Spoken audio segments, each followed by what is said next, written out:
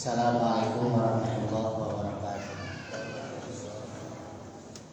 Hamdan wa syukran lillah, asyhadu an la ilaha illallah wahdahu la syarikalah wa asyhadu anna Muhammadan abduhu wa rasuluh sallallahu ala alihi wa sahbihi wa sallam, amma ba'du. Faqala Allah ta'ala fil Qur'anil Karim, a'udzu billahi minasy syaithanir rajim. Ya ayyuhalladzina amanu in tattaqullah yaj'al lakum furqanan wa yukaffir ankum sayi'atikum wa yaghfir lakum wallahu dzul fadlil 'adzim. Faqala Rasulullah sallallahu alaihi wasallam, rahima anku rajulin dakhala alaihi syahru ramadan summan salaho qabla an yughfara lahu. Bapak Ibu jamaah salat tarawih Masjid Al-Faruq yang dimuliakan oleh Allah Subhanahu wa taala. Dalam hadis-hadisnya Rasulullah sallallahu alaihi wasallam menjelaskan bahwa agar amal ibadah Ramadan kita menjadikan dosa-dosa kita diampuni, itu mutlak memiliki dua syarat. Dua syarat tersebut kata Rasulullah imanan wahtisaban, harus didasari keimanan. Keimanan dalam arti ketulusan, keyakinan, niat bahwa kita betul-betul hamba Allah Subhanahu wa taala yang harus beribadah kepada Allah. Yang kedua, Pak Bu, selain imanan agar dosa-dosa kita diampuni di bulan Ramadan, kata Nabi harus ihtisaban, betul-betul mengharap mencari pahala Allah sebanyak-banyaknya. Artinya kata para ulama, Bapak Ibu, ibadah yang dilakukan tidak boleh asal-asalan, tapi harus dilakukan dengan serius agar kita diampuni oleh Allah Subhanahu wa taala. Yang pertama, Pak, kata Rasulullah sallallahu alaihi wasallam, man shoma ramadana imanan wahtisaban ghufira lahu ma taqaddama min dzanbi. Siapa yang saum Ramadan dengan iman dan ihtisab, maka akan diampuni dosa-dosanya yang telah. Lalu Bapak Ibu, Rasulullah jauh-jauh hari mengingatkan, rubba shaimin laisa lahu min siyamihi ilal ju' wal atos. Orang-orang yang saum itu sangat banyak, tapi mereka tidak mendapatkan apapun dari saumnya kecuali hanya menahan lapar dan haus saja. Maka dari itu Nabi Shallallahu Alaihi Wasallam juga mengingatkan lagi, Pak Bu, laisa siyam minal akli wasyurbi walakin nasyam minal lagwi warrofasi.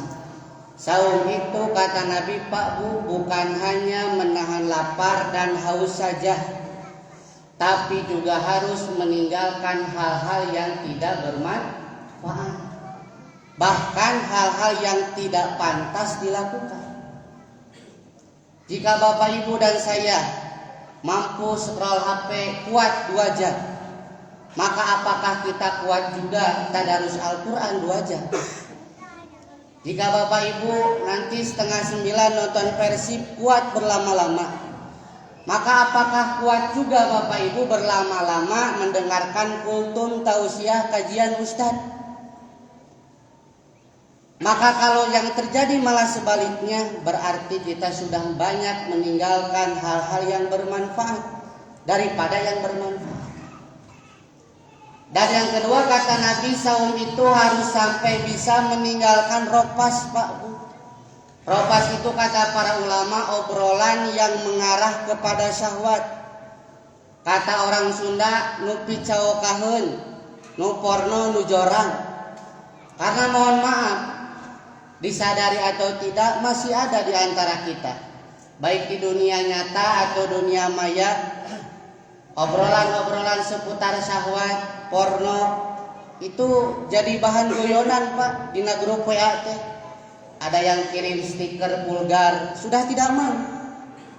Maka kata Nabi, kalau itu masih dilakukan oleh kita yang saum Ramadan, maka saum Ramadan itu tidak akan menjadikan dosa kita diampuni oleh Allah Subhanahu wa taala.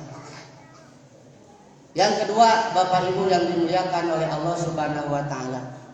Kata Rasulullah sallallahu alaihi wasallam, "Man qoma Ramadana imanan wa ihtisaban, ghufira lahu ma taqaddama min dhanbi." Sama Pak, kata Rasul, siapa yang qiyam berdiri di malam bulan Ramadan untuk sholat tarawih karena iman dan ihtisab, maka akan diampuni dosanya yang telah. Nabi SAW mengingatkan kita Pak, rubba qaimin laisa lahu min qiyamihi ila sahah. Banyak orang yang sholat tarawih tapi tidak mendapatkan apapun dari sholat tarawihnya kecuali rasa lelah saja, kecuali rasa ngantuk saja. Maka dari itu Pak, seharusnya kita introspeksi. Di surat Al-Anfal Allah menjelaskan orang-orang beriman itu alladzina idza dzukirallahu wajilat qulubuhum. Ketika disebut nama Allah bergetar hati. Wa idza tuliyat alaihim ayatuhu zadatuhum imana. Ketika dibacakan ayat-ayat Allah itu bertambah keimanan. Maka sebagai introspeksi di malam hari ini kita tanyakan Pak pada diri kita masing-masing tuh, ketika Imam Tarawih membacakan ayat Quran, apakah bergetar hati kita atau justru yang bergetar itu yang lain? Nah Ustaz senang nu bergetar teh kaden tuur, kaden soca. Kemudian ketika dibacakan ayat-ayat Allah, apakah bertambah keimanan Pak Bu? Atau justru malah punten bertambah kesal dalam hati?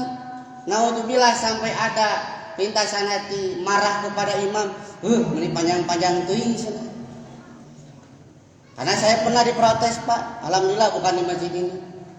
Pak Ustaz, meni panjang-panjang teuing cenah tarawih. Dan saya tahu yang protes itu ahli olahraga Pak. Bapak-bapak aya, ibu-ibu aya yang protes. Maka saya balikan. Nah hari bapak-bapak sih gowe sampai Pangandaran gak pernah protes. Ibu-ibu yang rajin senam sampai lincah, bahkan senamnya di muka umum sambil berjoget ria, tidak pernah protes Pak. Senamnya terlalu lama. Maka kenapa untuk ibadah selalu ada saja protes? Padahal kalau kita melihat Nabi, istrinya, para sahabatnya mengingatkan Nabi itu sholat malam hatta tatafattara qadamahu, sampai kakinya bengkak-bengkak Pak, barareuh saking lamanya. Maka untuk introspeksi, kalau masih ada kesal dalam hati ketika imam bacanya agak panjang sedikit, dipertanyakan imanan wa ihtisaban. Terakhir Bapak Ibu yang dimuliakan oleh Allah Subhanahu wa taala, Nabi juga mengingatkan Pak Bu, untuk kita semua termasuk saya, man qoma lailatal qadri imanan wa ihtisaban ghufira lahu ma taqaddama min, dan siapa yang qiyam berdiri di malam Lailatul Qadar karena iman dan ihtisab, pasti dosa-dosanya diampuni oleh Allah. Para ulama sampai menyatakan pertaruhan ibadah bulan Ramadan kita bukan di awal Ramadan, tapi di 10 hari terakhir Ramadan. Pertanyaannya Pak Bu, apa sikap kita dalam menyambut Lailatul Qadar? Apakah kita lebih sibuk mempersiapkan, bertambah semangat ibadah, atau hanya memikirkan lebaran saja? Maka naudzubillah kalau kita malah sibuk menghadapi lebaran saja, ke akhir Ramadan kita malah semakin tidak semangat. Sebagai pemungkas, ada hadis dari Rasulullah SAW juga yang tadi saya bacakan di awal Pak. Ini keluar dari mulut Nabi sendiri.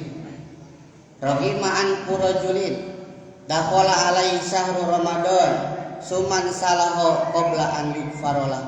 Ada orang-orang yang masuk bulan Ramadan, tapi setelah bulan Ramadan dosa-dosanya tidak diampuni. Pertanyaannya, siapa orang-orang yang tidak diampuni tersebut? Berdasarkan hadis-hadis tadi, yaitu orang-orang yang beribadah tidak dengan imanan wahtisaban. Ibadahnya asal-asalan, ibadahnya tidak serius. Na'udzubillahi min dzalik. Mudah-mudahan kita tidak termasuk yang disabdakan Rasulullah Shallallahu Alaihi Wasallam. Demikian bukan kultum, banyak nasihat tausiah yang bisa saya sampaikan, umumnya untuk para jamaah semua, khususnya untuk diri saya pribadi. Mohon maaf jika ada kata-kata yang tidak berkenan. Mudah-mudahan Allah Subhanahu Wa Taala memberikan kekuatan, istiqomahan kepada kita sampai akhir bulan Ramadan, bahkan kita bisa mempertahankannya di 11 bulan setelah Ramadan. Aku qouli hadza wa astaghfirullah